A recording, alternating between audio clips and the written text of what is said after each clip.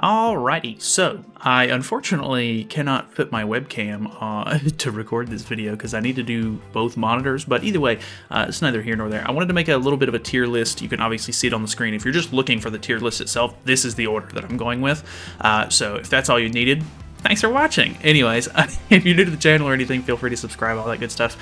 We are going to hop into this thing. So, I wanted to go over some of the Nidhoggr relics because we are getting a free Nidhoggr relic for this update. If you haven't been checking your mail, make sure you do so because they have been sending out Nidhoggr relics over the past week or so. I think the next ones and the last ones that we get are tomorrow for me, but today as the time of this coming out. So you should have a full set if you didn't already have some in your inventory. But these are all of the Nidhoggr relics on the screen. Let me actually pull them up in game so that way we can actually look at what the effects on them are. They've updated the Holy Relic menu as well, which I think is kind of cool. But I do have all of the relics. Some of them are obviously way more useful than others, but I'm just going to give you my personal opinion on it. Obviously, if you have, mixed opinions or, if you have your own opinion about some of these relics, feel free to, post it down in the comments. I'm glad to hear your either feedback or, whatever the case may be. But we're going to go through them in order. As you can see right here, we have... we have Fraudrin's first, and it does not have any special effect, but greatly increases the basic stats of the Holy Relic. This one's pretty much trash. The only good use for this one is for Green Fraudrin, because he needs to out-CC his opponents to even be able to sort of use his passive, but with LR characters and UR characters and all of that good stuff nowadays, his CC is still... pretty lacking. So this one I would say is probably bottom of the totem pole. I would not worry about building this one. It's really just not worth going for. Next up we have the Melascula. This one is okay, don't get me wrong. I have it in D tier because you're really not going to get much use out of this relic. It increases attack-related stats of allies with the revival effect by 30%, then increases allies' basic stats by 3% for each ignite effect applied to the enemies up to 5 times.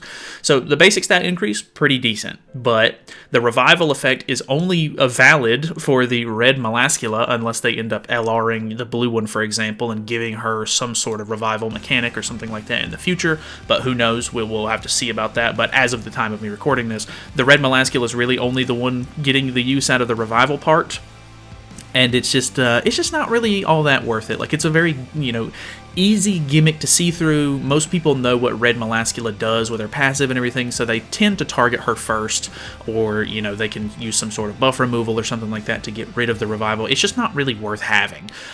Next up we have Zeldris. We did just get LR Zeldris, and he's actually a really good character. Beforehand, this relic was kind of okay, because the red Zeldris could be used for some of the point gain in some of the game modes, like Final Boss or Knighthood Boss. But I didn't really get that much use out of him. If it was just for him, I would say it's probably like D tier or maybe C tier, depending on how much you actually push for points in those game modes. But with the new Zeldris LR'd, I would definitely recommend you get this if you want to run this character. It's going to help build up his kit quite a bit.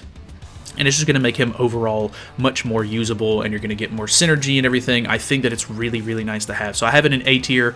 I think that's maybe a little situational because he's new at the moment, but maybe as he ages, this one might not be as high of a priority. But LR characters tend to be pretty good for at least a little while, so if you want to build that one because, he's relevant right now, I wouldn't blame you. Next up we have Freyja's. Freyja's is the only one I have in S tier because I genuinely believe that this is the first relic you should get if you're making a Nidhoggr relic. If you already have this one, by all means, move on to another one. But if you want to take Nidhoggr seriously at any point in the future, I recommend you build this one, so that way you can actually have it ready to go, so that way you can actually start fighting Nidhoggr and building other relics, because if you don't know, this relic is built for Nidhoggr. So in Demonic Beast Nidhoggr, the hero's single target attacks have a stance cancel effect added to them, increases all stats of allies by 4% every time the hero inflicts damage using skills, up to 5 times. The hero is also given the additional race of Goddess, which is affected by Goddess unique abilities. If all allies on the battlefield are Goddesses, each Goddess ally increases the hero's attack-related stats by 10%.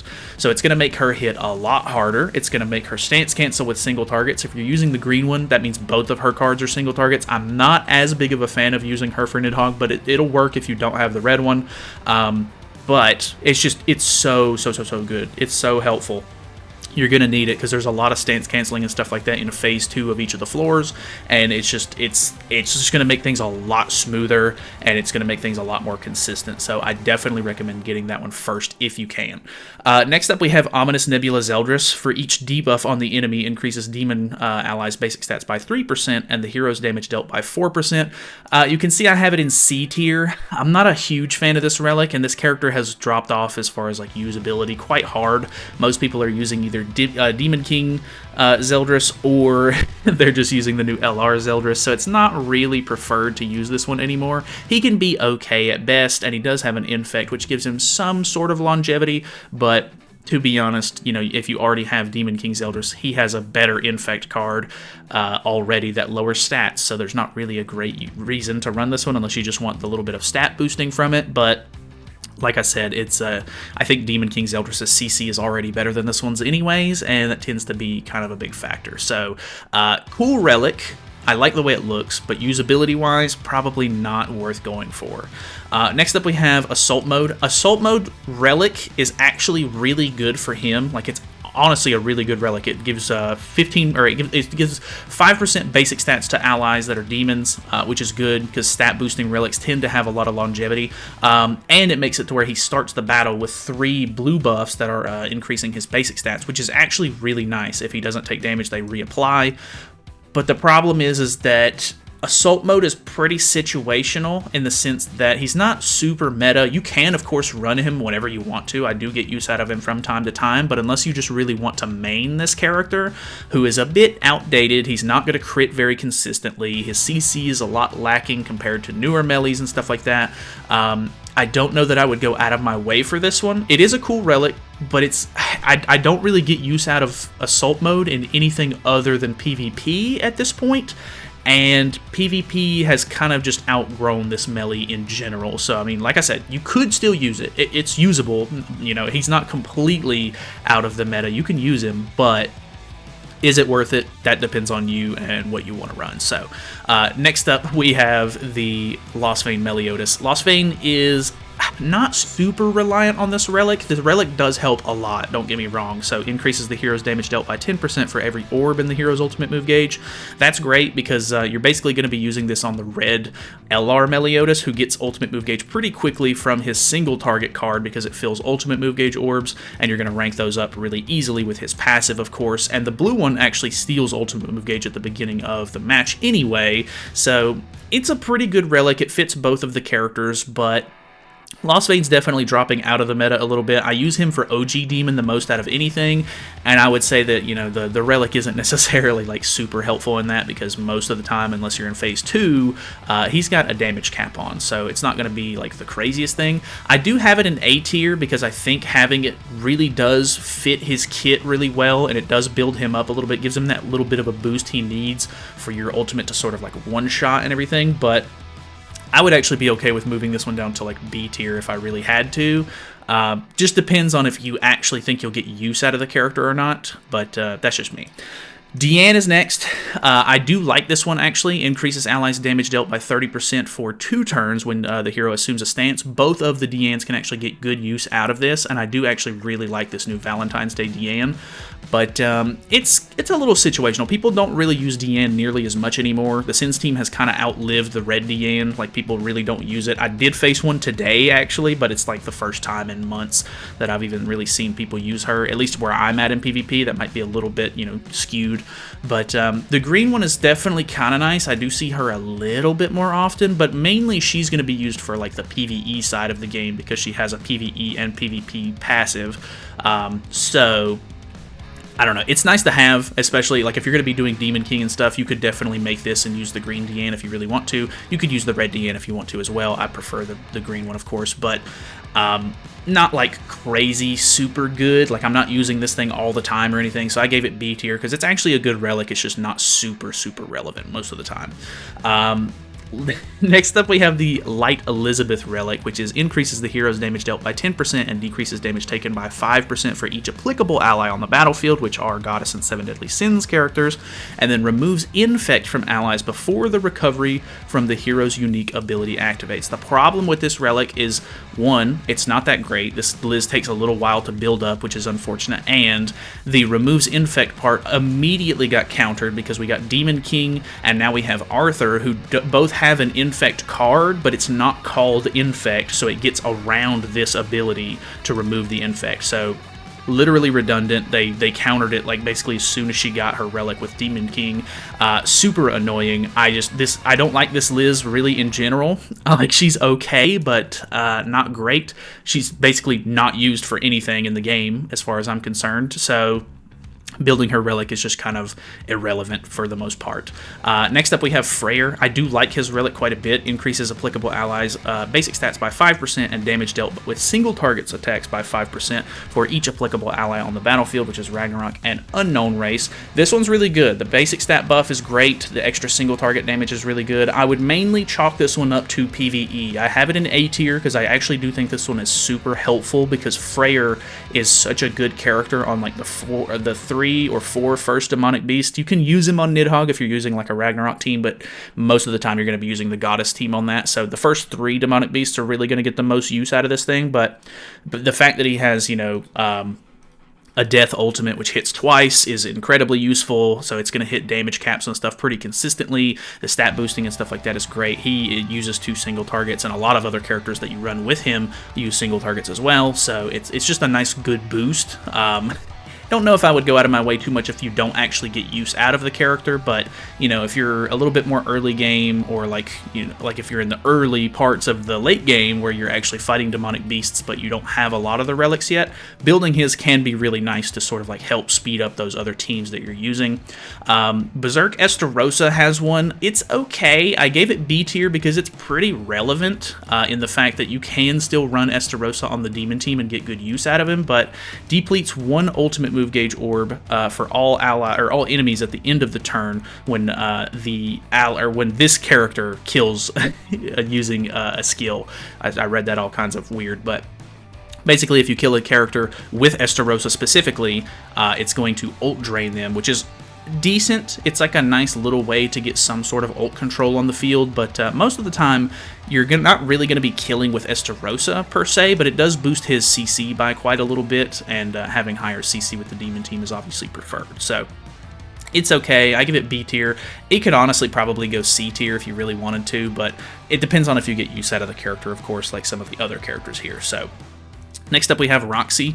Increases the hero's basic stats by 3% and crit damage by 30% for each human ally. So that's mostly going to be like a 9% basic stat and a 90% crit damage increase, which is good for her. It has really like upped her damage quite a bit.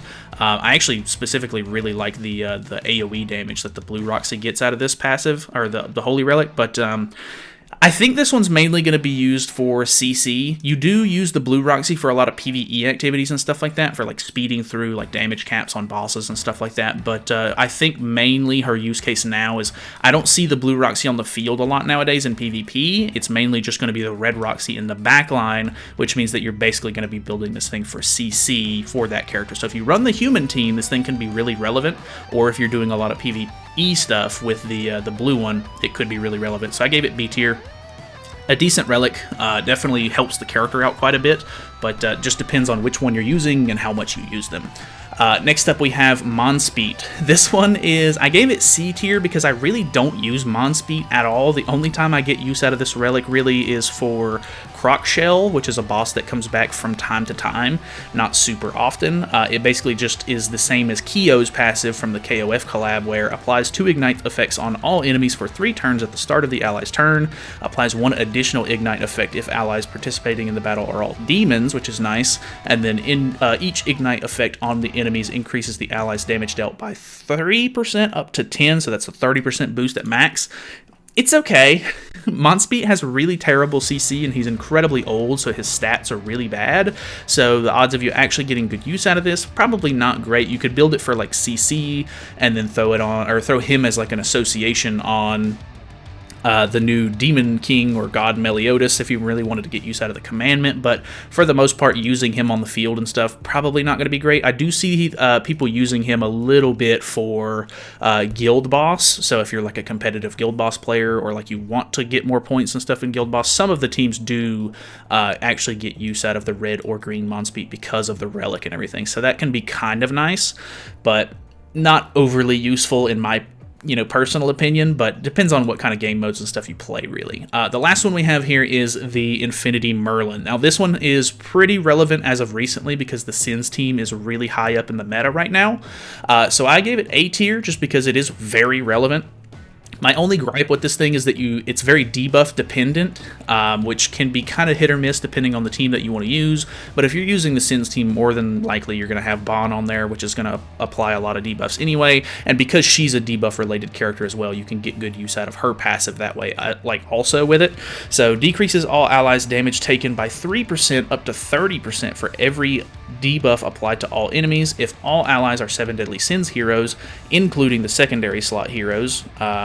All of the allies participating in the battle have their basic stats increased by 15%. So the basic stat increase is really nice. The damage reduction is actually really, really good too. She's also a backliner, which I love. You can just throw her in the back, you get the basic stat increase, and as you're applying debuffs and stuff like that, you just get sort of like a passive, damage reduction buff, which I think is good. A good backliner makes a big difference in a lot of teams, so she has become like the go-to backliner for the Sins team, and it's really relevant. So if you're running that team, I would definitely recommend building this one, but that's pretty much all the relics. There's only 14 on here right now. I would imagine that now that this is farmable and we have the new Ratatoskr boss, we will probably end up getting some new like throwaway relics and stuff like that added to Nidhoggr at some point. So depending on who still needs one as of the time of like new characters getting holy relics, they might end up throwing a couple of them on Nidhoggr, but we'll just have to kind of wait and see. But this is where I'm standing on the whole thing. I'm not sure what you guys think about it. Let me know your thoughts and opinions, obviously. But if you get a lot of use out of one relic or not that I kind of gave a low rank, let me know. But either way, thank you guys so much for watching. Hopefully this was helpful. Hopefully it gave you, the information that you needed to pick a character for your new holy relic materials. And hopefully you get some good use out of it at the very least. So thanks for watching. Feel free to subscribe, all that good stuff. I will see you guys later.